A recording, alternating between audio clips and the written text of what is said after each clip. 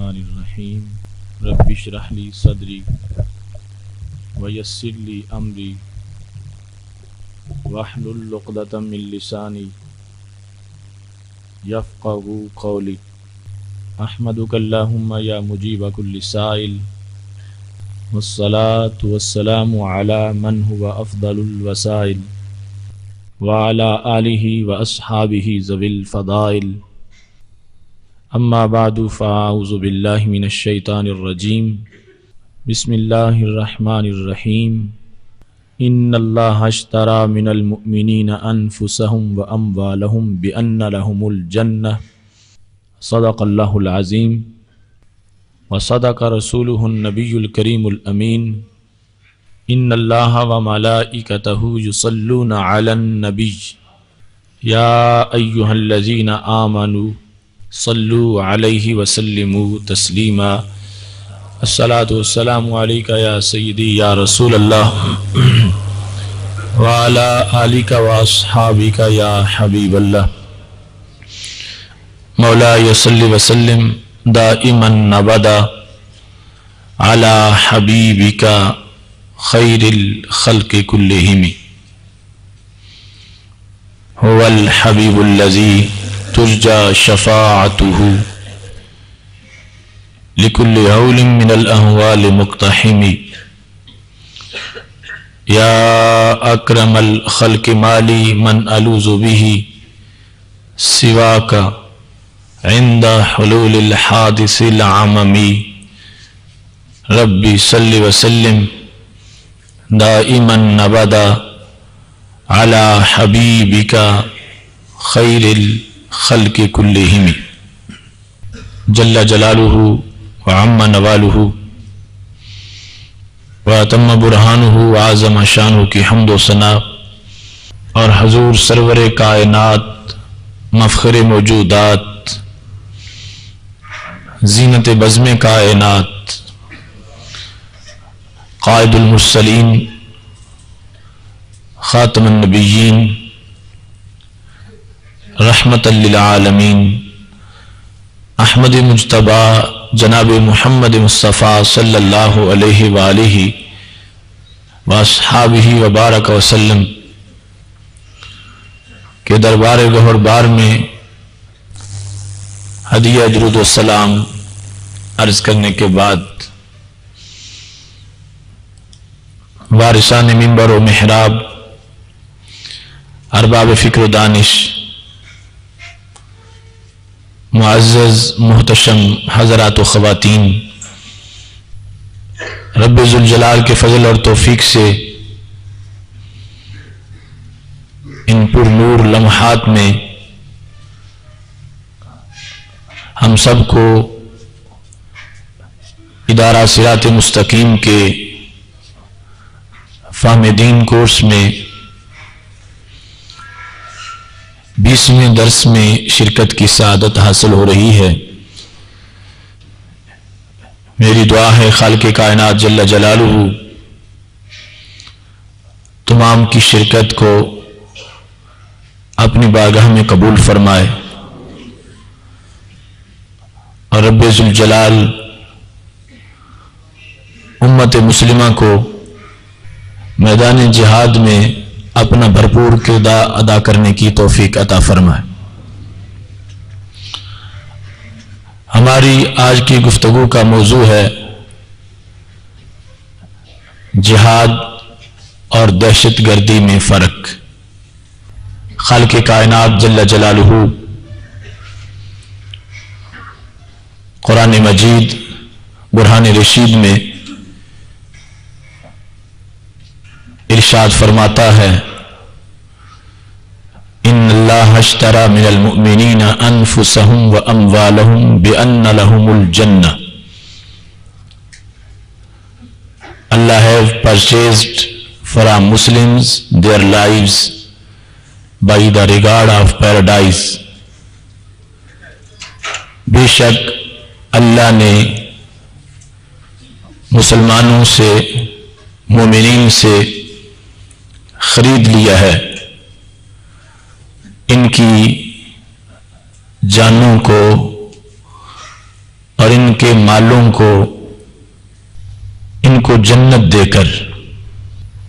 قرآن مجید برہان رشید میں جا بجا جہاں جہاد کا حکم دیا گیا ہے وہاں اس کی حیثیات کو بھی بیان کیا گیا ہے،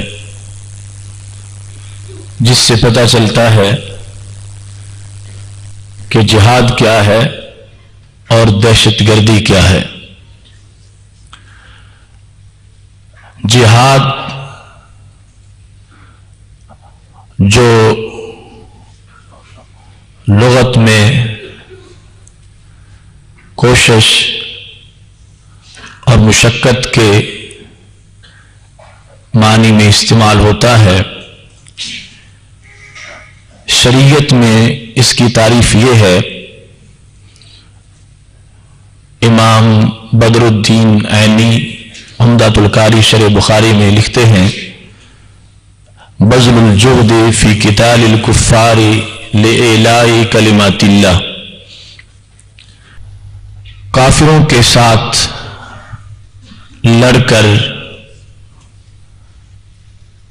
اپنی کوششوں کو صرف کرنا اللہ کے کلمہ کو اونچا کرنے کے لیے۔ یہ تعریف اور دیگر بہت سے مقامات پر جہاد کی جو تعریف کی گئی ہے، ہر جگہ اعلاء کلمۃ اللہ کا ذکر ضرور موجود ہے کہ جہاد میں پیش نظر یہ ہے کہ قربانی دے کر کوشش کر کے بندہ اللہ کے دین کا جھنڈا بلند کرے اور کلمۃ اللہ کو بلند کرے۔ اب اس تعریف سے ہی پتہ چل جاتا ہے کہ جہاد اصلاح کا نام ہے، جہاد فساد کے خاتمے کا نام ہے، جہاد بگڑے ہوئے لوگوں کی بگڑی بنانے کا نام ہے، جو جہنم کے راستے پہ چل رہے ہیں ان کو وہاں سے ہٹا کر انہیں جنت کی راہ پہ گامزن کرنے کا نام ہے۔ اس میں مقصود اور سر فہرست ہدف کسی کو مارنا نہیں، کسی کا لہو بہانا نہیں، کسی کے ٹکڑے کرنا نہیں، مقصود ہے کلمۃ اللہ کو بلند کرنا۔ اگر کوئی ویسے ہی اللہ کے دین کی طرف راغب ہو جاتا ہے، اس کو دعوت دی جاتی ہے، وہ مان جاتا ہے، تو اب اسے کچھ بھی نہیں کہا جائے گا۔ اگر ہر حال میں اسلام کو مطلوب یہ ہوتا کہ خون بہایا جائے اور لوگوں کو ہراساں کیا جائے، لوگوں کے ٹکڑے کیے جائیں، تو کبھی بھی جہاد میں سب سے پہلے دعوت کو نہ رکھا جاتا، جبکہ جہاد کا پہلا اہم حصہ ہے کہ جن لوگوں کے ساتھ جہاد کرنا ہے ان کو دعوت دی جائے، ان کو سمجھایا جائے کہ ہم تمہارے خلاف کیوں ہیں اور تم سے کیوں لڑنا چاہتے ہیں، تمہارے لیے یہ دعوت اسلام ہے، اس کو قبول کر لو۔ یہ پہلا حصہ ہے، اور اس کے بعد اگر وہ قبول نہیں کرتے تو دعوت اسلام کو ٹھکرانے کا وہ ایک جرم کر رہے ہیں، جس کے بعد ان پر حملہ کیا جائے گا اور ان کے خلاف لڑائی کی جائے گی۔ جب اعلاء کلمۃ اللہ یہ پیش نظر ہے تو سب سے پہلے دعوت کی شکل میں اسلام نے اس بات کو واضح کر دیا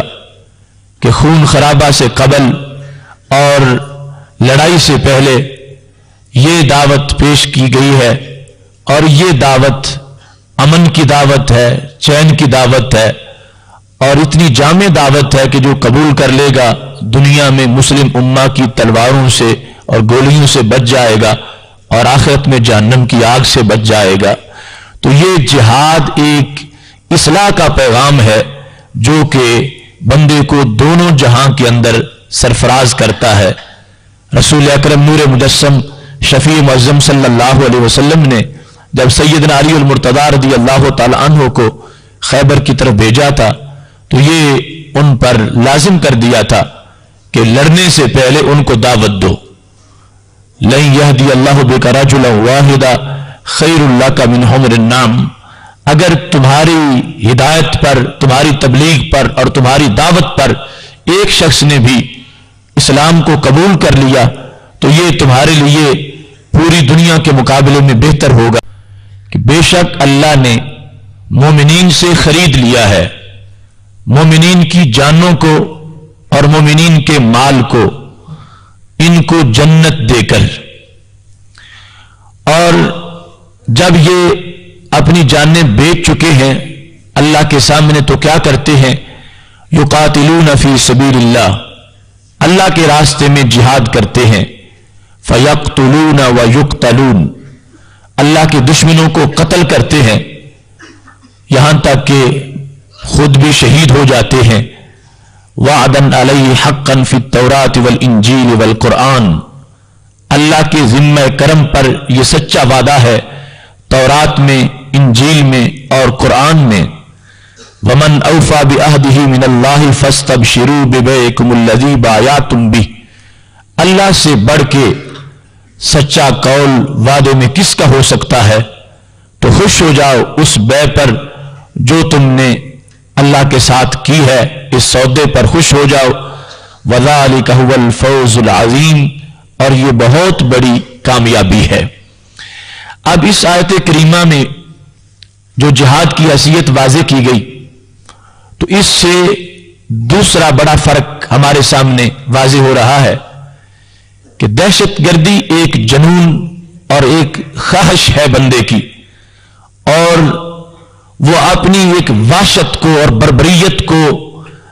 نفس الامر میں ثابت کرنا چاہتا ہے، اور اس کے اندر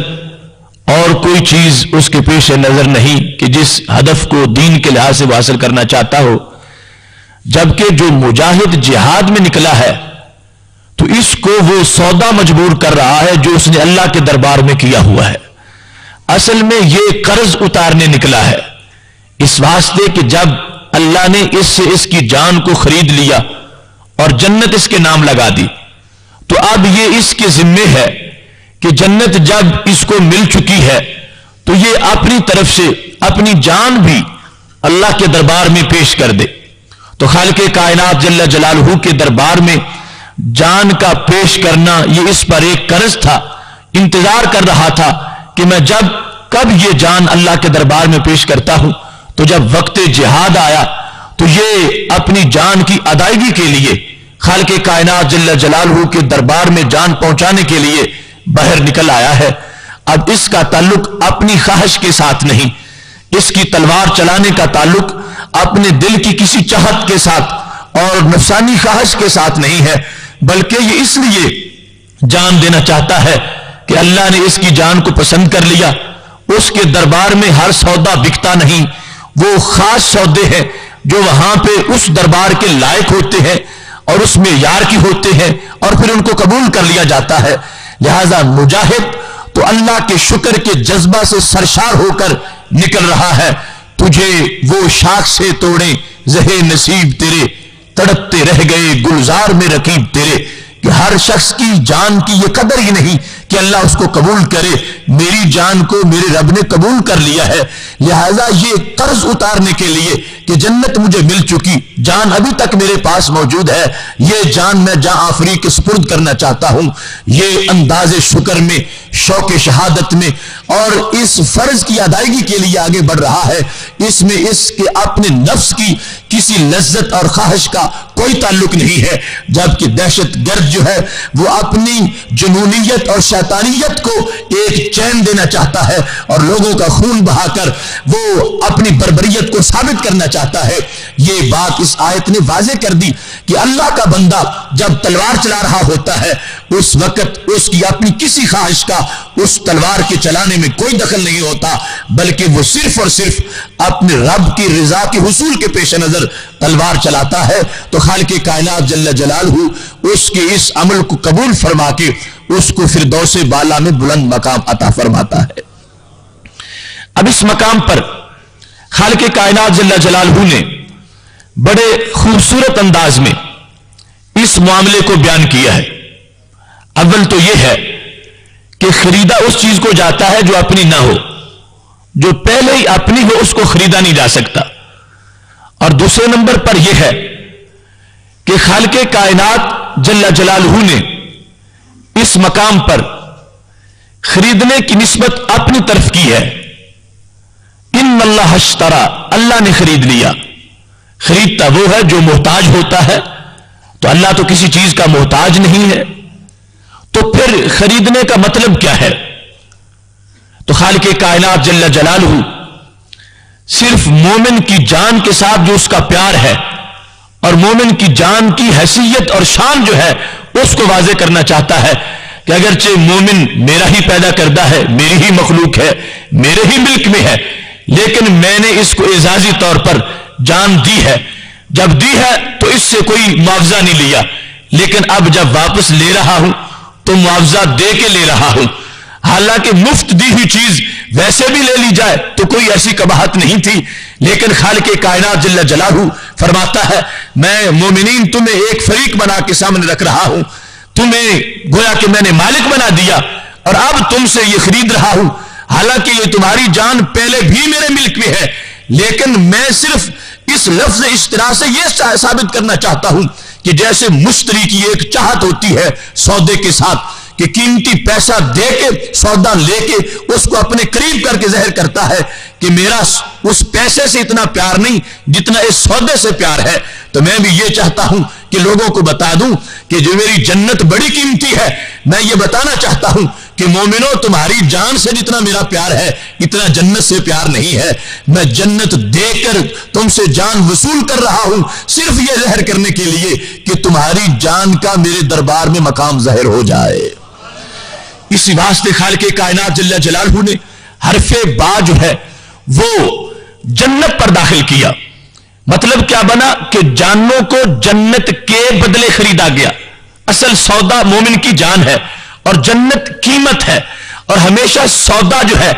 उसका मर्तबा कीमत से बड़ा होता है, चूंकि कीमत को बंदा देकर अपने आप से पैसे को दूर करके सौदे को करीब कर लेता है, उसकी अजमत को वाज़े करता है। तो यूं भी तो हो सकता था कि खालिक कायनात जल्ला जलालहू ये फरमा देता कि उसके बंदों ने उससे जन्नत खरीद ली है अपनी जानें बेचकर, अपनी जानें देकर, तो उससे कीमत जन्नत की जाहिर होती और जान की हैसियत जाहिर ना होती। लेकिन खालिक कायनात जल्ला जलालहू ने एक मोमिन की जान को यूं उसकी शान अता फरमा दी है कि असल में मकसूद तुम्हारी जान है और जन्नत तो एक इसका इव्ज और मुआवजा है जो इसके बदले में दिया जा रहा है, ताकि पता चल जाए कि एक फकीर सा मोमिन भी अल्लाह के दरबार में कितना बड़ा अमीर है कि खालिक कायनात वो जन्नत जिसका एक मुरब्बा फुट पूरी दुनिया से कीमती है, वो जन्नत देकर अपने बंदे से उसकी जान को खरीद रहा है।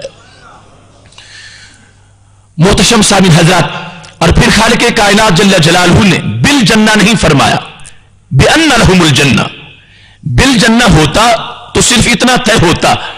कि तुम्हारी जान वो मैंने वसूल कर ली, अब तुम्हारे जिम्मे है कि तुम उसको अदा करो और जन्नत तुम्हें इसके बदले में मिल जाएगी, जन्नत उसका बदला है। लेकिन बिअन्ना लहुमुल जन्ना का मतलब यह है कि बिअन्नल जन्नत साबिततुल लहुम, कि बंदो जन्नत तो मैं तुम्हारे नाम लगा चुका हूं, सिर्फ इसको मुआहदे में नहीं रखा, तुम्हारे नाम कर दी है। बिअन्नल जन्नत साबिततुल लहुम, जन्नत तुम्हें मिल चुकी है कि तुम्हारे नाम लग चुकी है, सिर्फ एक थोड़ा सा मामला तुम्हारा बाकी है, उसके बाद जन्नत में पहुंच जाओगे। अब यह तुम्हारे जिम्मे है कि तुम अपनी जान किस वक्त पेश करते हो। वक्त आता है तो तुम ये जो तुम्हारे पास उधारी मेरी दी हुई जान है और फिर इसकी कीमत भी ले चुके हो, ये तुम किस वक्त इसकी अदायगी करते हो। अब इस फलसफे को जब एक मोमिन समझता है तो बवक्त शहादत इस शौक से निकल रहा है कि ये जान तो मेरी है ही नहीं, मैं तो उसकी कीमत वसूल कर चुका हूं, अब मैंने अदायगी करनी है। तो न बचा बचा के तू रखी से तेरा आईना है वो आईना जो शकस्ता हो तो अजीज तर है, निगाह आईना साज में वो ना کوئی شور مچاتا ہے، نہ ہائے ہائے کرتا ہے، نہ شکوہ کرتا ہے، نہ شکایت کرتا ہے، بلکہ خوش ہو کر اپنی جان لے کر رب کے دربار میں حاضر ہو جاتا ہے کہ اس نے میری جان کو قبول کر لیا ہے۔ اب دیکھو کتنا زیادہ واضح فرق ہے اس دہشت گرد میں اور مجاہد میں۔ وہ دہشت گرد وہ اپنے نفس کا پجاری ہے، اپنی خواہش کا اسیر بنا ہوا ہے، اور اپنی نفس کی خواہش کو وہ ثابت کرنے کے لیے تلواریں چلا رہا ہے اور بندوں کو کاٹ رہا ہے اور دھماکے کر رہا ہے۔ لیکن یہ مجاہد خالق کائنات جل جلالہ کی رضا کے اندر اس قدر اس کو دوام مل چکا ہے کہ اب اللہ کے دربار کی طرف اس شوق سے پہنچ رہا ہے کہ خالق کائنات جل جلالہ اس کی جان کو اس نے قبول کر لیا، اور یہ اپنی طرف سے اس کی ادائیگی کرنے کے لیے گھر سے نکل پڑا ہے۔ اب رب ذوالجلال اسی کے بعد ارشاد فرماتا ہے یقاتلون فی سبیل اللہ فیقتلون ویقتلون، اللہ کے راستے میں جہاد کرتے ہیں، دشمنوں کو مارتے ہیں اور خود شہادت پا لیتے ہیں۔ وعدن علی حقا فی التوراۃ والانجیل والقرآن، یہ جہاد کا جو فلسفہ ہے یہ صرف قرآن میں نہیں، یہ تورات میں بھی یہی ہے، انجیل میں بھی یہی ہے۔ تورات اور انجیل کو اس میں ساتھ ملا دیا۔ آج جو لوگوں نے جہاد پر مختلف قسم کے اعتراضات کا سلسلہ باندھنا تھا، اور بالخصوص انہی کی طرف سے یہ اعتراض جہاد پہ ہونا تھا، یہود کی طرف سے اور نصارہ کی طرف سے، تو خالق کائنات جل جلالہ نے اس دن سے اس بات کو واضح کر دیا کہ قرآن مجید کے حکم جہاد کو تم دہشت گردی قرار نہ دو، یہ وہ حکم ہے جو تمہاری تورات میں بھی ہے اور یہ انجیل میں بھی ہے۔ یہ ایک مشترکہ اصلاح کا پیغام ہے، اور یہ ایک مشترکہ خوشخبری ہے، اور ایک مشترکہ بہتری ہے، اور خالق کائنات جل جلالہ نے اس پر جو جنت کا وعدہ کر رکھا ہے وہ ان تمام کتابوں کے اندر موجود ہے۔ اے لوگوں، تمہیں خوش ہونا چاہیے کہ تم سے تمہارے رب نے وعدہ کر لیا۔ ومن اوفا بعہدہ من اللہ، اللہ سے بڑھ کر اپنا وعدہ کون پورا کر سکتا ہے؟ فاستبشروا ببیعکم الذی بایعتم بہ، خوش ہو جاؤ، یہ جو تمہیں سودا کرنے کا وقت مل گیا ہے، اپنی جان تم نے دے دی، یہ تو ویسے بھی چلی جانی تھی، تم نے بحیثیت مومن کلمہ پڑھ کے یہ معاہدہ کر لیا ہے کہ اے اللہ جان تیری ہے، وقت جب آئے گا تو میں پیش کر دوں گا۔ رب فرماتا ہے وذالک ھو الفوز العظیم، اس کو کوئی خسارہ نہ سمجھے کہ اس میں ہلاکت ہو جائے گی، نقصان ہو جائے گا، نہیں نہیں، اگر اس انداز میں اللہ کے لیے جان دے دو گے تو یہ جان کا دینا بہت بڑی کامیابی قرار پائے گا۔ اس وقت جہاں ہمیں غیروں کی طرف سے جہاد پر مختلف اعتراضات کا سامنا ہے، قرآن مجید اور حدیث شریف کی نصوص سے ہم اس کی حیثیت کو اجاگر کرنا چاہتے ہیں، اور ابھی تک بنیادی دو فرق بیان ہوئے ہیں، اور یہ یاد رکھیں یہ ہم اسلام میں جو جہاد ہے اس کا دفاع کر رہے ہیں، اس کی حیثیت کو واضح کر رہے ہیں، لیکن اگر کوئی جتھا کوئی گروہ انہوں نے اپنی طرف سے کوئی جہاد کا تصور بنا رکھا ہے تو اس کے لحاظ سے ہم ان کی وکالت نہیں کر رہے۔ اسلام کے تصور جہاد اور مسلم امہ کا جو جہاد ہے اس جہاد کی حیثیت کو واضح کر رہے ہیں، چونکہ اس میں اتنے لطیف امور ہیں اور محتاط باتیں ہیں کہ ہم کسی کے بارے میں اپنی طرف سے کیا گواہی دے سکتے ہیں۔ رسول اکرم نور مجسم شفیع معظم صلی اللہ علیہ وسلم کے پاس ایک شخص آ گیا تھا، صحیح مسلم میں حدیث شریف موجود ہے، حضرت ابو موسیٰ اشعری رضی اللہ تعالی عنہ یہ کہتے ہیں کہ اس شخص نے آ کے پوچھا یا رسول اللہ صلی اللہ علیہ وسلم الرجل یقاتل للمغنم، ایک شخص جہاد کرتا ہے لیکن مقصد کیا ہے کہ مال غنیمت ملے، بڑی تلواریں چلاتا ہے لیکن مقصد مال غنیمت ہے، اور ایک شخص یقاتل للذکر، بڑے جہاد کرتا ہے مگر مقصد شہرت ہے کہ میری تشہیر ہو جائے، میرا چرچا ہو جائے۔ ورجل یقاتل لیجرا مکانہ، ایک شخص جہاد کرتا ہے تاکہ اس کی شجاعت کا اظہار ہو جائے کہ پتہ چلے کہ وہ کتنا بڑا نڈر اور صف شکن مجاہد ہے،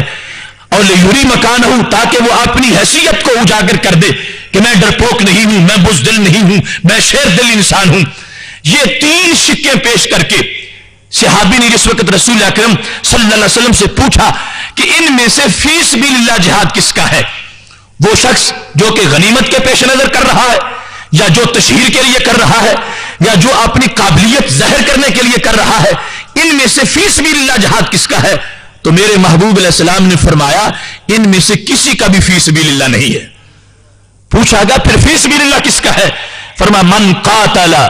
لتکون کلمۃ اللہ ہی العلیا. فی سبیل اللہ جہاد صرف اس کا ہے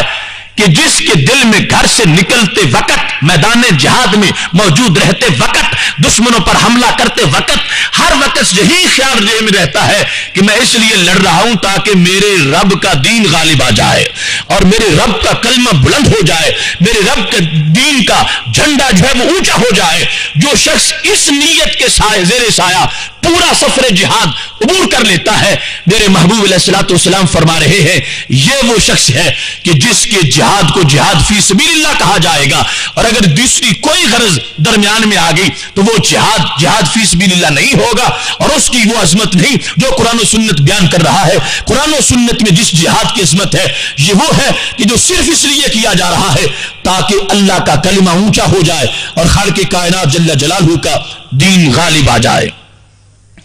رسول اکرم نور مجسم شفیع معظم صلی اللہ علیہ وسلم نے جب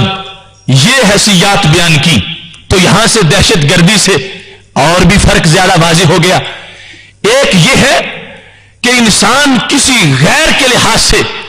وہ کسی غلط سوچ میں ہے کہ اس نے صرف کسی کو ذلیل کرنے کا سوچ رکھا ہے یا بے امنی پیدا کرنے کے لیے سوچ رکھا ہے اور کوئی مقصد یا پلانی ذہن میں نہیں. اور دوسری طرف یہ ہے کہ اگرچہ وہ جن پہ حملہ کر رہا ہے وہ کافر ہے اور ان کو ہی مارنا چاہتا ہے لیکن اپنے ذہن میں ایک نیت بری بھی ہے، تو جہاد تو اس حد تک اس کے عمل سے جدا ہو کر رہ گیا ہے کہ جو اپنی نیت کے لحاظ سے بھی جس میں فطور آ گیا ہے اسلام اس کے جہاد کو بھی جہاد نہیں کہتا. جائے کہ جس کی نیت جس کا حملہ ہی وہ اس کی جہت ہی ٹیڑھی ہو چکی ہے اور اس کی حیثیت ہی تبدیل ہو چکی ہے، جو محض لوگوں کو مرعوب کرنا چاہتا ہے اور دہشت زدہ کرنا چاہتا ہے، اس کی جو کاروائیاں ہوں گی اسلام نے خود بخود اپنے جہاد کو اس سے جدا کر لیا ہے کہ ہمارے جہاد پر ان کے لحاظ سے کوئی اعتراض نہ کرے، اس واسطے کہ ہم نے جہاد کا بنیاد کا پیغام ہی اصلاح سے رکھا ہے اور اس اصلاح کی وجہ سے اس کے جتنے بھی منصوبہ جات ہوں گے اگلی قوم کے لحاظ سے بھی مقصود اصلاح ہے اور اپنی ذات کے لحاظ سے بھی مقصود اصلاح ہے. اگر تھوڑا سا بھی فساد نیت کے اندر آ جائے گا اور فطور نیت کے اندر آ جائے گا تو وہ جہاد خود بخود اسلامی حیثیت سے باہر نکل جائے گا. اسلام میں اسی جہاد کا نام لیا جا رہا ہے کہ جس میں صرف اور صرف نیت کی سوئی اس جگہ رکی ہوئی ہے کہ ہم لڑیں گے تاکہ ہمارے رب کا دین غالب آ جائے. اس کی عظمت کو رسول اکرم صلی اللہ علیہ وسلم نے اس انداز میں واضح کیا ہے. آپ صلی اللہ علیہ وسلم فرمانے لگے، صحیح میں موجود ہے، ان فی الجنت 100 درجہ، جنت میں 100 درجات ہیں. اعدها اللہ للمجاہدین فی سبیل اللہ، وہ درجات اللہ نے مجاہدوں کے لیے جو فی سبیل اللہ جہاد کرتے ہیں ان کے لیے وہ درجات تیار کر رکھے ہیں. تو وہ درجہ جنت میں جو مجاہد کو ملے گا اور کئی درجات ہیں، 100 درجات ہیں، تو اس درجے کی بلندی کتنی ہے؟ تو میرے محبوب علیہ الصلوۃ والسلام فرمانے لگے کما بین السماء والارض، 2 درجوں کے درمیان اتنا فرق ہے، اتنا فاصلہ ہے جتنا زمین اور آسمان کے درمیان فاصلہ ہے. اور اس میں اس طرح کا 100 درجہ اللہ نے مجاہدین کے لیے تیار کر رکھا ہے. اب دیکھو جب جہاد اسلامی میں ایک صف شکن شیر گھر سے نکلتا ہے اور اسلام کے لیے اپنی جان پیش کر دیتا ہے یا اسلام کے دشمنوں کو مارتا ہے، اللہ کے ہاں اس کا عمل کتنا مقبول ہے کہ خالق کائنات جل جلالہ نے اس کے لیے اتنی بلندی رکھی ہے کہ جنت کے اندر اتنے اونچے درجات کے لحاظ سے اس کے لیے 100 درجات کا اعلان کر دیا ہے. آگے جتنا خلوص ہوگا، جتنی کوشش ہوگی، اسی کے لحاظ سے خالق کائنات جل جلالہ اس کے مقام کو جنت میں بلند فرماتا جائے گا. ایک دن رسول اکرم صلی اللہ علیہ وسلم سے ایک شخص نے آ کے پوچھا، علمنی عملا انال به ثواب المجاہدین فی سبیل اللہ. یا رسول اللہ صلی اللہ علیہ وسلم، مجھے کوئی ایسا عمل بتا دو کہ جس کی وجہ سے مجھے فی سبیل اللہ مجاہدین جتنا ثواب مل جائے. جہاد کیے بغیر کوئی چلہ بتا دو، کوئی وظیفہ بتا دو، کوئی نوافل بتا دو کہ وہ میں پڑھتا رہوں اور مجھے مجاہد جتنا ثواب مل جائے. ابن کثیر جلد نمبر 1 صفحہ نمبر 56 پر یہ حدیث موجود ہے، اور اس کے علاوہ درجنوں کتب میں ہے۔ رسول اکرم صلی اللہ علیہ وسلم سے جب ان صحابی نے یہ سوال کیا تو رسول اکرم صلی اللہ علیہ وسلم فرمانے لگے مجھے ایک بات کا جواب دو، هل تستطيع ان تصلي فلا تفطر، کیا تم یہ طاقت رکھتے ہو کہ آج نماز کی نیت کر لو اور پھر اس میں فطور نہ آئے، وہ نماز ٹوٹنے نہ پائے، یہاں تک کہ تمہاری روح نکلے تو وہ نماز کا سلام ہو، آج شروع کرو اور اس وقت تک نماز تم پڑھتے رہو، کیا تم ایسی نماز پڑھ سکتے ہو؟ تو وہ کہنے لگے یا رسول اللہ صلی اللہ علیہ وسلم انا اضعف من ذالک، 2 دنوں کی 3 دنوں کی بھی نہیں پڑھی جا سکے گی، پوری زندگی کی ایک نماز، میں تو بڑا کمزور ہوں، ایسی نہیں پڑھ سکتا۔ تو محبوب علیہ الصلوۃ والسلام نے دوسرا سوال کیا اتستطيع ان تصوم فلا تفطر، کیا یہ طاقت ہے کہ آج روزہ رکھ لو اور جب روح نکلے تو افطار کرو، اتنا لمبا روزہ رکھ سکتے ہو؟ تو کہنے لگے انا اضعف من ذالک، یا رسول اللہ صلی اللہ علیہ وسلم 1 ہفتے کا بھی نہیں ہو سکے گا، پوری زندگی کا کیسے میں رکھ سکتا ہوں، میں تو بڑا کمزور ہوں، ایسا روزہ نہیں رکھ سکتا۔ اب دیکھیے مجاہد کی شان کیا ہے، رسول اکرم نور مجسم شفیع معظم صلی اللہ علیہ وسلم نے قسم اٹھا کے کہا فوالذی نفسی بیدہ، مجھے اس رب کی قسم ہے جس کے قبضہ میں میری جان ہے، لو استطعت ذالک ما بلغت ثواب المجاہدین فی سبیل اللہ، تم نے خود تسلیم کیا تم نہ ایسی نماز پڑھ سکتے ہو اور نہ ہی ایسا روزہ رکھ سکتے ہو، اگر تم میں یہ صلاحیت ہوتی کہ آج نماز کی نیت کرتے اور موت تک وہ جاری رہتی، اور آج روزہ رکھتے اور موت تک وہ روزہ باقی رہتا، اگر تم ایسا روزہ رکھ سکتے اور ایسی نماز پڑھ سکتے، پھر بھی رب کعبہ کی قسم ہے تم مجاہد کا ثواب نہیں پا سکتے تھے۔ جو مجاہد کو میدان جہاد میں اجر ملتا ہے وہ کسی چلے سے نہیں حاصل کیا جا سکتا اور وہ کسی دوسرے عمل سے نہیں حاصل کیا جا سکتا۔ یہ تم نے خود تسلیم کر لیا کہ تم ایسی نماز نہیں پڑھ سکتے، ایسا روزہ نہیں رکھ سکتے، اگر تم ایسا کر نہیں سکتے ہوتے پھر بھی تمہیں وہ اجر نہ ملتا جو خالق کائنات کے دین کی سربلندی کے لیے اس شیر دل انسان کو ملتا ہے جو اللہ کے دین کو غالب کرنے کے لیے کافر کے سامنے ڈٹ کے کھڑا ہو گیا ہے، اس پہ حملے کرتا ہے، خود زخم کھاتا ہے، خالق کائنات جل جلالہ اس کو بلند ترین مرتبہ جنت میں عطا فرماتا ہے۔ محترم سامعین حضرات، جہاد کے فرق کے لحاظ سے تیسرے نمبر پر یہ بات قرآن مجید سے سمجھ آتی ہے کہ دہشت گردی ایک فتنہ ہے جبکہ جہاد فتنے کا خاتمہ ہے۔ دہشت گردی سے فتنہ جنم لیتا ہے مگر جہاد ہے اس لیے کہ فتنے کو ختم کر دیا جائے۔ خالق کائنات جل جلالہ سورہ انفال میں فرماتا ہے، آیت نمبر 39 ہے، وَقَاتِلُهُمْ حَتَّى لَا تَكُونَ فِتْنَةٌ وَيَكُونَ الدِّينُ كُلُّهُ لِلَّهِ، اللہ کے دشمنوں سے اس وقت تک لڑو یہاں تک کہ فتنہ ختم ہو جائے۔ تو جہاد فتنے کے خاتمے کے لیے ہے اور فتنہ ختم ہو جائے اور دین اللہ کے لیے ہو جائے، اللہ کا دین زمین پر غالب آ جائے اور رائج ہو جائے۔ دہشت گردی کی ہر لفظ میں فتنہ ہے اور اس کے ہر حرف میں فتنہ ہے اور اس کی ہر جہت میں فتنہ ہے، لیکن جہاد فتنے کا خاتمہ ہے۔ جہاد ہر وقت فتنے کو ختم کرنے کے درپے ہے۔ جہاد اس تحریک کا نام ہے جس سے فساد کو ختم کر کے زمین کو اصلاح سے بھرا جا رہا ہے۔ یار کتنی بڑی زیادتی ہوگی کہ 2 متضاد چیزوں کو آپس میں ایک کہہ دیا جائے، آگ کو پانی کہہ دیا جائے، پانی کو آگ کہہ دیا جائے۔ قرآن یہ واضح کر رہا ہے کہ یہ جہاد فتنے کا خاتمہ ہے اور دہشت گردی تو خود ایک فتنے کا نام ہے، لہذا کبھی بھی ان دونوں کو ایک نہیں کہا جا سکتا۔ جہاد وہ جہاد ہے کہ جس کو خالق کائنات جل جلالہ نے فتنے کے خاتمے کا سبب بنایا ہے۔ یہی بات ہے، اب ایک طرف ایک سرجن ایک مریض کا بدن کاٹ رہا ہے اور دوسری طرف ایک سفاک درندہ کسی کو چھریوں سے ذبح کر رہا ہے، تو اب دیکھنے والا کیا دونوں کے عمل کو ایک ہی کہہ دے گا کہ دونوں ایک ہی کام کر رہے ہیں؟ نہیں، ایک تو وہ ہے کہ جو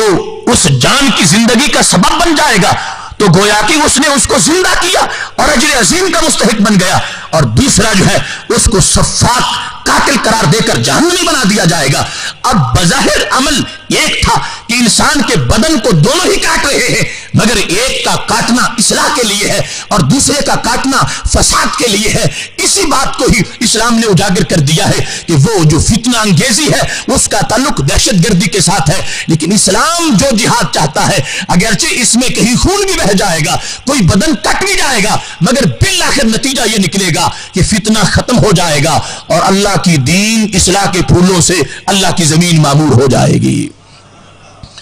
چوتھے نمبر پر خالق کائنات جل جلالہ نے اس بات کو واضح کر دیا کہ دہشت گردی کا انجام محرومی ہے، لیکن جہاد کا انجام اللہ کی رحمت ہے۔ خالق کائنات قرآن مجید میں ارشاد فرماتا ہے، سورہ بقرہ کے اندر آیت نمبر 218 ہے، والذین ہاجروا وجاہدوا فی سبیل اللہ اولئک یرجون رحمت اللہ۔ وہ لوگ جنہوں نے ہجرت کی اور اللہ کے راستے میں جہاد کیا، وہ کیا ہے، کس چیز کے امیدوار ہیں؟ یرجون رحمت اللہ، ان کے لیے اللہ کی رحمت ہے اور وہ اللہ کی رحمت کے امیدوار ہیں۔ رحمت یزدی ان کے لیے خاص کر دی گئی ہے۔ یہ مجاہد کی شان ہے کہ جو رحمت کے تاج پہننے والا ہے اور جس کو رحمت کے جام پلائے جائیں گے، اور جو دوسری طرف انسانوں کے اندر دہشت گردی پیدا کرتا ہے۔ میرے محبوب علیہ الصلوۃ والسلام نے واضح کر دیا ہے، جو آج اسلحہ لے کر بازاروں میں چکر لگاتا ہے تاکہ لوگوں کو ڈرائے، فرمایا جو آج مسلم امہ کے افراد کو ڈرائے گا اسے کل قیامت کا خوف ڈرائے گا اور قیامت کے احوال کے اندر وہ ڈوب جائے گا۔ یہاں تک کہ اس بات کو مسلم امہ کے لیے پابندی کے ساتھ واضح کر دیا کہ تم ننگا اسلحہ لے کر نہیں چل سکتے بازاروں کے اندر، ان کو تم ڈرا نہیں سکتے، اس واسطے کی جو دہشت اپنی ظاہر کرنے کے لیے، اپنا روب جمانے کے لیے ایسا کام کرے گا۔ اللہ کو یہ پسند نہیں کہ اس کی مخلوق کو خامخواہ ڈرایا جائے، اس کے عوض میں اس کے لیے جہنم کی ہول ناکیاں ہوں گی۔ اور یہ مجاہد کی شان ہے کہ جس کو خالق کائنات نے واضح کر دیا کہ اس کا اور کوئی مقصد ہی نہیں ہوتا، مقصد یہ اللہ کی رحمت ہوتی ہے، اور خالق کائنات جل جلالہ اس کو اپنی رحمت سے نوازنے والا ہے۔ رب ذوالجلال نے اس کے حیثیات کو واضح کرتے ہوئے قرآن مجید میں جو فروق بیان کیے ہیں ان کے لحاظ سے یہ بھی کتنا واضح فرق ہے کہ جہاد کی حکمت ہے مظلوم کی مدد کرنا،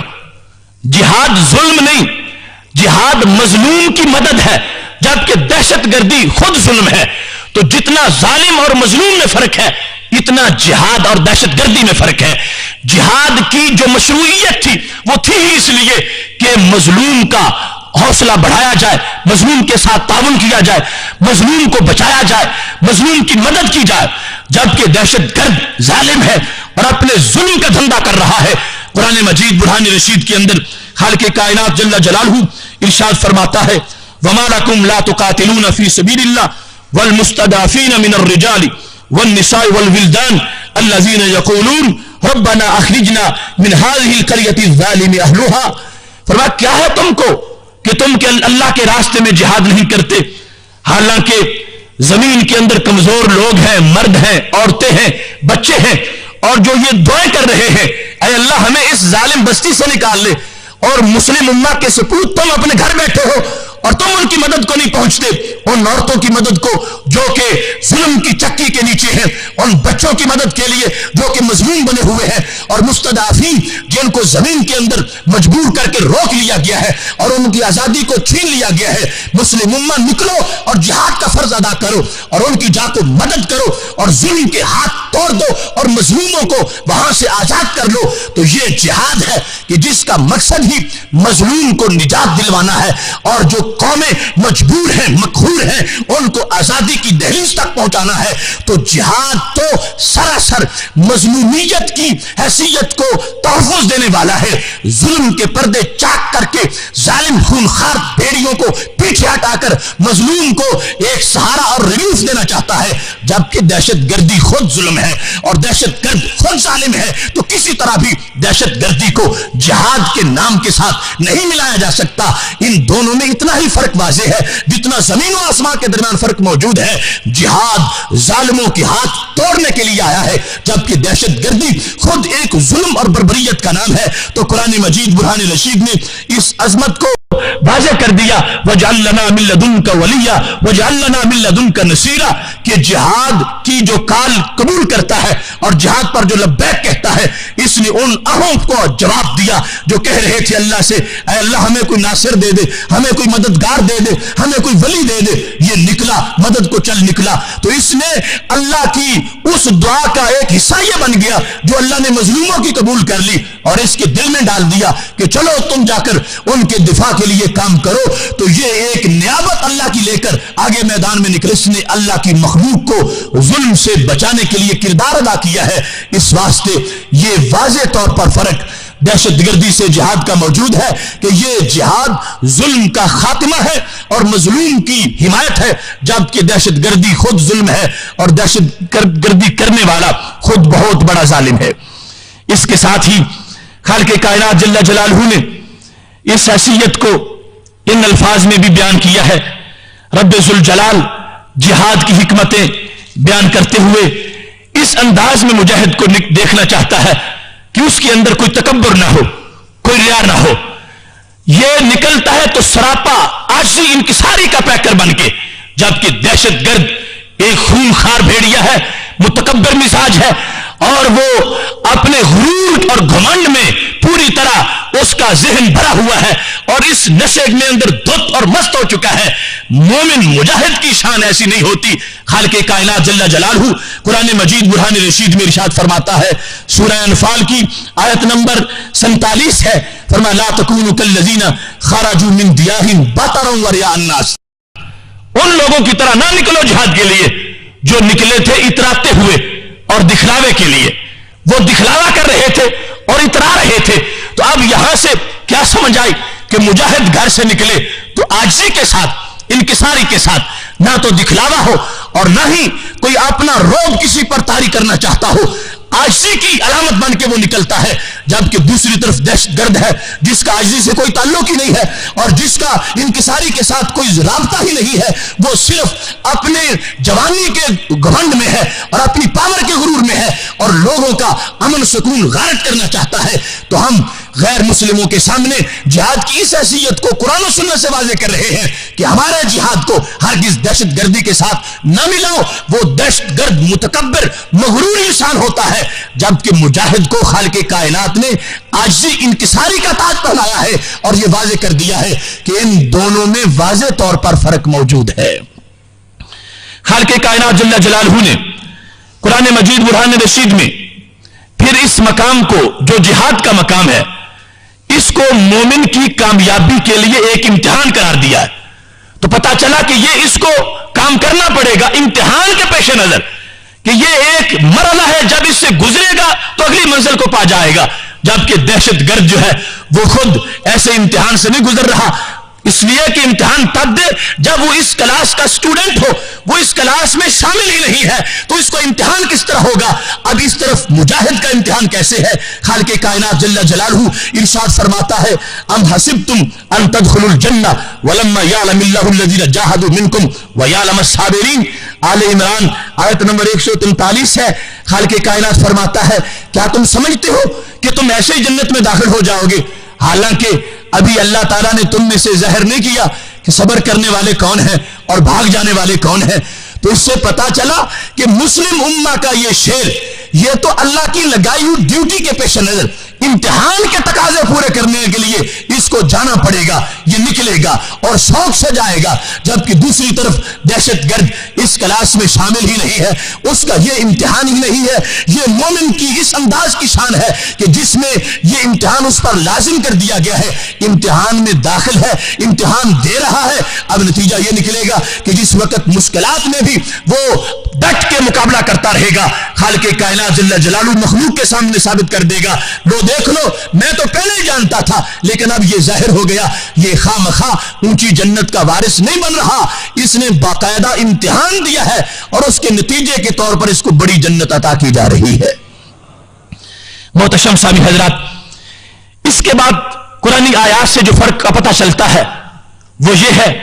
کہ خالق کائنات جل جلالہ نے ضابطے دیے ہیں جہاد کے لیے، جبکہ دہشت گردی کا کوئی ضابطہ ہی نہیں ہے. جہاد باضابطہ ہے اور جہاد کے ضابطے جو ہیں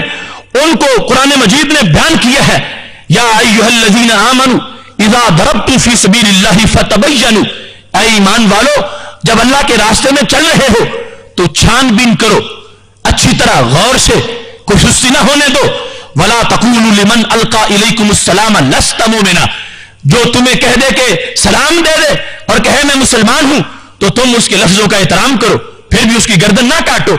اب تم پر حرام ہو چکا ہے، تم اس کو چھیڑ نہیں سکتے، تم اس کو مار نہیں سکتے.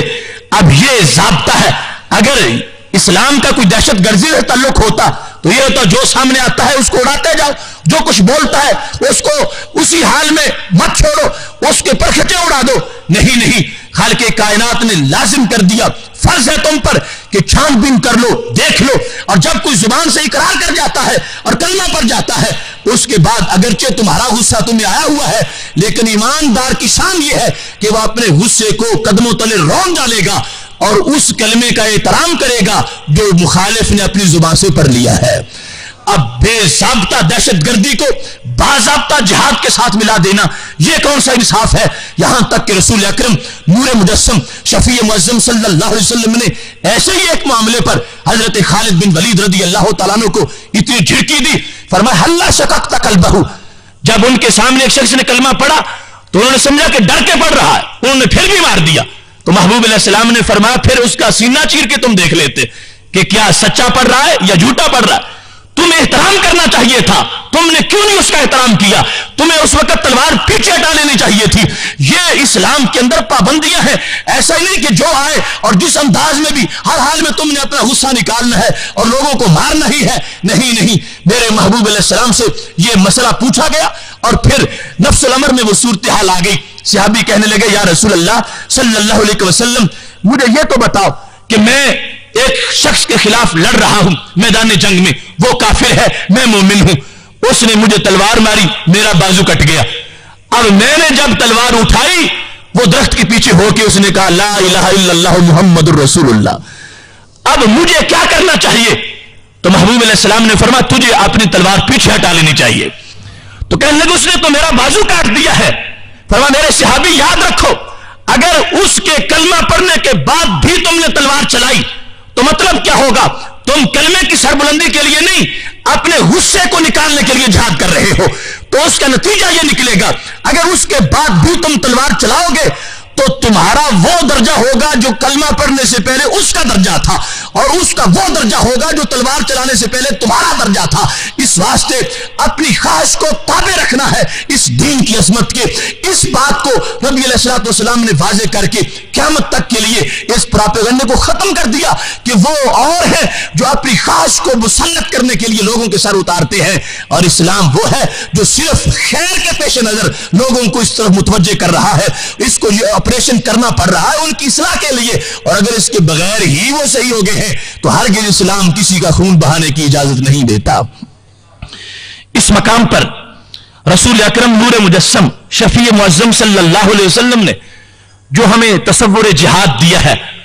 اس سے اگر احادیث کو دیکھا جائے اور وہ سینکڑوں ہزاروں ہیں بہت سے فروق دہشت گردی سے واضح ہوتے ہیں. سر فہرست جہاد کا تصور جو ہے اس میں نسبتوں کا تصور ہے. جہاد میں مومن مجاہد کی نیت کا اعتبار ہے اور اس کے لحاظ سے اس نیت کے اندر صحت عقیدہ شامل ہے اور ان تمام جہاد کو سامنے رکھتے ہوئے مومن جہاد کرتا ہے. خالق کائنات جل جلالہ ان نیک لوگوں کی نسبت کی وجہ سے اس کو کامیابی عطا فرماتا ہے. جبکہ دہشت گرد خود ظالم ہے، اس کا تعلق دہشت گردوں کے ساتھ ہے، اس کا تعلق کسی ولی کے ساتھ نہیں اس کا اور اس کا ان نسبتوں کے ساتھ کوئی تعلق نہیں ہے. لہذا وہ دہشت گردی ہمارے جہاد کے ساتھ کسی طرح بھی منسلک نہیں کی جا سکتی. اس واسطے کہ رسول اکرم نور مجسم شفیع معظم صلی اللہ علیہ وسلم کا فرمان صحیح بخاری شریف میں موجود ہے، جلد نمبر 1 صفحہ نمبر 406. رسول اکرم صلی اللہ علیہ وسلم ارشاد فرماتے ہیں ایک زمانہ آئے گا میرے وصال کے بعد، غیب کی خبر ہے اور ایک نہیں کئی خبریں اکٹھی ہیں. فرمایا یغزو فیام من الناس، دو فوجیں اکٹھی ہو جائیں گی لڑنے کے لیے. ایک طرف میرے ماننے والے ہیں اور دوسری طرف کفار ہیں. جس وقت مسلم امہ کی فوج لڑنے لگے گی تو سب سے پہلے ایک اعلان ہوگا. اعلان کیا ہے؟ حل فیکم من صاحب النبی صلی اللہ علیہ وسلم.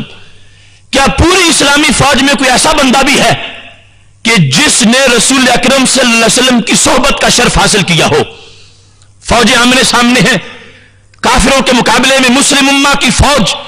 اس میں سر فہرست جو تیاری کے لیے کام کیا جا رہا ہے، یہ تلاش کیا جا رہا ہے کہ کوئی ایسا ہے کہ جس کو رسول اکرم صلی اللہ علیہ وسلم کی صحبت حاصل ہوئی ہو. اتنے میں ایک شخص بولتا ہے، ہاں میں موجود ہوں، میں رسول اکرم صلی اللہ علیہ وسلم کا صحابی ہوں. نبی اکرم صلی اللہ علیہ وسلم ارشاد فرماتے ہیں اس کے بعد جنگ چھڑ جائے گی. فیفتح لہم، اس ایک بندے کی برکت کی وجہ سے ان کو فتح مل جائے گی. یہ جہاد کا تصور، اس کو بالخصوص سمجھنے کی ضرورت ہے. آج جو جہاد کو بعض لوگوں نے بدنام کیا تو انہی چیزوں سے پیچھے ہٹ کر اب ایک شخص رسول اکرم صلی اللہ علیہ وسلم کا محض صحابی ہے، خود رسول نہیں، اس کا اتنا فائدہ ہے کہ جو جہاد کر رہے ہیں سارے اس عقیدے پر ہیں کہ اگر کوئی ایسی شخصیت ہم میں موجود ہے تو ہمیں کوئی خطرہ نہیں، اس واسطے کہ وہ بڑی نسبت والی شخصیت ہے اور بڑی عظمت والی شخصیت ہے. کہاں یہ عقیدہ اور کہاں یہ کہنا کہ نبی بھی کوئی فائدہ نہیں دے سکتے، ان کا ہونا یا نہ ہونا معاذ اللہ برابر ہے، وہ ایک پوسٹ مین کی طرح آئے تھے اور چلے گئے. یہ کتنی دور کی باتیں ہیں. رسول اکرم صلی اللہ علیہ وسلم نے فرما دیا جہاد کا تصور یہ ہے کہ ان عظمتوں کو ساتھ رکھا جائے گا. فوج آمنے سامنے ہے، پوچھا جائے گا میرے صحابی کے بارے میں، ایک شخص میرا صحابی نکلے گا، اللہ اس کی برکت سے ساری فوج کو فتح عطا فرما دے گا. پھر کیا ہوگا؟ فرما پھر دوبارہ جنگ ہوگی کسی زمانے میں. تو پھر سوال ہوگا حل فیکم من صاحب اصحاب النبی صلی اللہ علیہ وسلم. سب کو یہ پتا ہے کہ اب صحابہ کا تو کوئی دور نہیں رہا، کوئی بھی صحابی نہیں ہو سکتا، لیکن کوئی ایسا شخص ہو سکتا ہے کہ جو رسول اکرم صلی اللہ علیہ وسلم کے صحابی کا صحابی ہو، یعنی تابعی ہو. تو اعلان ہو گیا فوج میں، کیا کوئی ایسا شخص ہے کہ جس نے کسی صحابی کی صحبت حاصل کی ہو اور ان کے پاس بیٹھا ہو؟ تو ایک شخص نے یہ جواب دیا، ہاں میں ایک صحابی کی زیارت کرنے والا ہوں اور میں ان کے پاس بیٹھنے والا ہوں. رسول اکرم صلی اللہ علیہ وسلم ارشاد فرماتے ہیں اس کے بعد جنگ چھڑ گئی، جنگ شروع ہو گئی. فیفتح لہم، اس صحابی کے صحابی کی برکت سے اللہ نے ان کو فتح عطا فرما دی.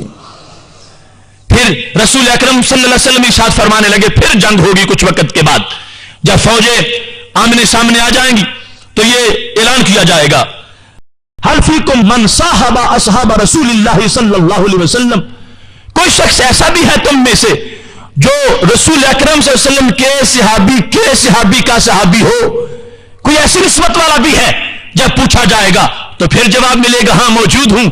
فیفتح لہم، جنگ ہوگی، اللہ اس کی برکت سے ان کو فتح عطا فرما دے گا. تو لہذا جہاد کا یہ تصور بھی دہشت گردوں سے جہاد کو واضح کر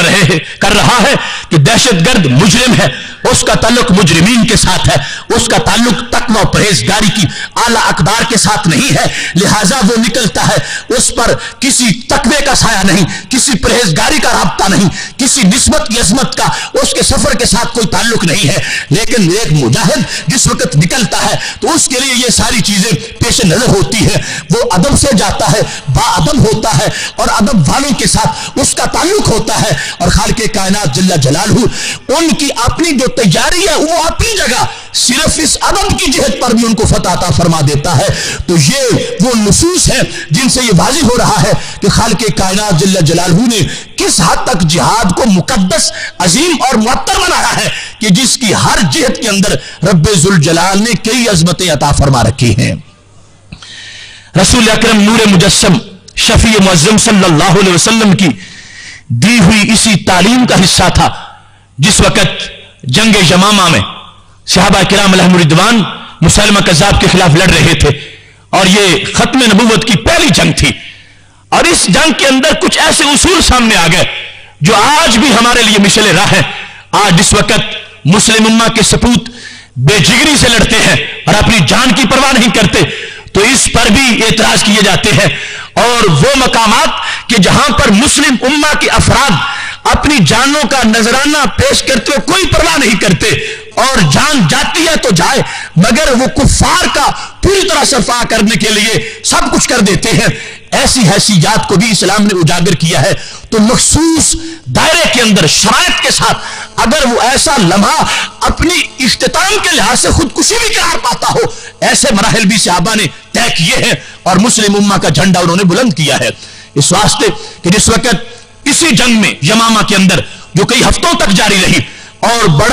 بہت زیادہ پاور تھی مسیلمہ کذاب کے حامیوں کی، تقریباً 40,000 افراد تھے، اور دوسری طرف چند ہزار صحابہ حضرت خالد بن ولید رضی اللہ تعالیٰ عنہ کی کے زیر کنٹرول وہ چل رہے ہیں اور یا محمدہ کے نعرے لگا رہے ہیں۔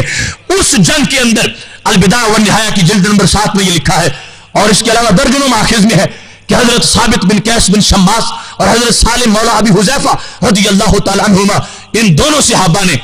اپنے لیے بھاگنے کی گنجائش ہی نہیں چھوڑی تھی، اپنے لیے زمین میں گڑھے نکالے اور یہاں تک اپنے آپ کو زمین میں گاڑ لیا۔ اب بظاہر یہ ایک خودکشی کے مترادف تھا کہ سامنے دشمن ہے، وہ تیر ماریں گے تو بھاگنے کی تو گنجائش رکھو کہ اگر تم غالب نہیں آ سکتے جان تو بچا لو، لیکن ان کا شوق یہ تھا کہ قدم نہیں پیچھے ہٹنا چاہیے، جان جاتی ہے تو چلی جائے۔ اس انداز میں ہم رسول اکرم صلی اللہ علیہ وسلم کی نبوت کے باغی کے خلاف لڑیں گے کہ ہم یہیں شہید ہو جائیں گے۔ دونوں نے اپنے آپ کو یہاں تک گاڑا ہوا تھا اور دونوں کی وہاں شہادت ہو گئی، اور قیامت تک انہوں نے راہ محبت میں وہ نقش ثبت کر دیے ہیں کہ مسلم امہ کو اگر کسی ایسے مرحلے میں اس طرح کا کردار ادا کرنے کے بغیر کوئی چارہ نہ رہ جائے تو ایسا بھی کردار ادا کرے، اور ایسا کردار ادا کر کے اپنی جان پیش کر کے اپنے دین کو ہمیشہ کا تحفظ فراہم کر دیں۔ اور اسی جنگ کے اندر جب مسلم امہ کو فتح ہونے لگی اور مسیلمہ کذاب کے حواری سارے بھاگ کے قلعے میں داخل ہو گئے اور قلعے کا دروازہ انہوں نے بند کر لیا، تو پھر کیا ہوا تھا؟ حضرت برا بن مالک رضی اللہ تعالیٰ عنہ نے کہا تھا الکونی، میرے دوستو ٹھیک ہے انہوں نے دروازہ بند کر لیا تو میں دروازہ کھولوں گا، مجھے ایک تختے پہ بٹھا دو اور تختے کو نیزوں کے ساتھ اونچا کرو اور اونچا کر کے قلعے کی دیوار تک پہنچاؤ، ایک تمہارے قد، پھر تمہارے بازوؤں کی بلندی اور پھر نیزوں کی بلندی، اتنے تک قلعے کی دیوار آ جائے گی۔ جب دیوار تک پہنچ جاؤں تو تختے کو الٹا کر دو، میں اندر گر جاؤں گا، جو ہوا میں سنبھال لوں گا۔ اب اندر دشمنوں کی فوج ہو، ان کے پاس تیر ہو، تلوار ہو، اور ایک تنہا آدمی ہزاروں کے اندر چلا جائے، یہ بظاہر موت کو چومنا تھا، خودکشی کے مترادف تھا، لیکن جب ان کو گرایا گیا اتنا بلند جذبہ تھا، گرتے ہی سنبھل گئے اور تلواریں چلاتے چلاتے قلعے کے دروازے تک پہنچ گئے، اور اکیلے شیر نے قلعے کا دروازہ جا کے کھول دیا اور مسلم امہ کے سپوت اندر داخل ہو گئے، اور مسیلمہ قذاب اس کے حواریوں کو جا کے تہہ تیگ کر دیا۔ تو یہ شعور بھی ہمیں صحابہ کرام علیہم رضوان نے دیا ہے کہ جب حالات ایسے ہو جائیں گے تو مخصوص طریقوں کے ساتھ مشروط طور پر اگر ایسا کام بھی کرنا پڑ جائے گا تو ضرور کرو تاکہ میں لہراتا رہے۔ اس سبق کو حضرت عبداللہ بن مبارک رضی اللہ تعالیٰ عنہ نے، جو بہت بڑے صوفی بھی تھے اور بہت بڑے مجاہد بھی تھے، انہوں نے حضرت فضیل بن عیاض کو جو شعر لکھے تھے ان شعروں کے اندر اپنے اس ادا کو بیان کر دیا جو اسلامی مجاہد کی ہوتی ہے۔ کہنے لگے یا عابد الحرمین لو ابصرتنا لعلمت انک فی العبادت طلب، اے حرم کی عبادت کرنے والے اگر تو ہمیں دیکھے جب ہم اسلام کے لیے حملے کرتے ہیں، اس وقت اگر تو ہمیں دیکھ لے کہ ہماری اس وقت جو ہے وہ پلٹنے جھپٹنے کی نوعیت کیا ہوتی ہے، تو تجھے اپنی عبادت لاب محسوس ہو۔ جھکنا اٹھنا رکوع کے اندر اگرچہ بہت بڑا کام ہے، لیکن جب ہم پلٹتے ہیں جہاد کے اندر، اگر تم اس شان کو دیکھو جو ہماری شان ہے، تمہیں اپنی عبادت حقیر سی لگنے لگے، اور کہنے لگے من کانا یخدب خدہ بدموعہ فنحورنا بدمائنا تتخدب۔ یہ بھی بڑی عظمت ہے کہ بندے کے رخسار آنسوؤں سے تر رہے اور اللہ کے خوف سے آنسو نکلے اور اس کے رخسار تر ہو جائے، لیکن فرمایا تمہیں یہ مبارک کہ تمہارے آنسوؤں سے تمہارے رخسار تر رہتے ہیں، لیکن ہمارے خون سے ہمارے سینے تر رہتے ہیں۔ ہم اللہ کے راہ میں اس طرح جہاد کرتے ہوئے آگے نکلتے ہیں۔ نحورنا بدمائنا تتخدب، ہمارے سینے ہمارے خونوں کے ساتھ ان کو مہندی لگ جاتی ہے، اور فرمانے لگے ریح الابیر لکم ونحن ابیرنا رہج السنابک والغبار لطیب، کہ خوشبو لگانے کا بڑا فلسفہ ہے اور بڑا ثواب ہے، لیکن تمہارے لیے خوشبو ہے کستوری کی اور ہماری خوشبو کیا ہے؟ رہج السنابی کی والغبار الطیب، جب گھوڑے تیز دوڑتے ہیں ان کے سنگوں سے جو غبار اڑتا ہے وہ ہمارے چہرے کی خوشبو بن جاتی ہے، اور ہم اس خوشبو پر اللہ کا شکر ادا کرتے ہیں۔ یہ حالت ہوتی ہے ایماندار کی اور مجاہد کی، اس انداز میں آگے بڑھتا ہے۔ میری دعا ہے خالق کائنات جل جلالہ ہمیں جہاد اسلامی کے تقاضے پورے کرنے کی توفیق عطا فرمائے۔ وآخر دعوانا ان الحمد للہ رب العالمین۔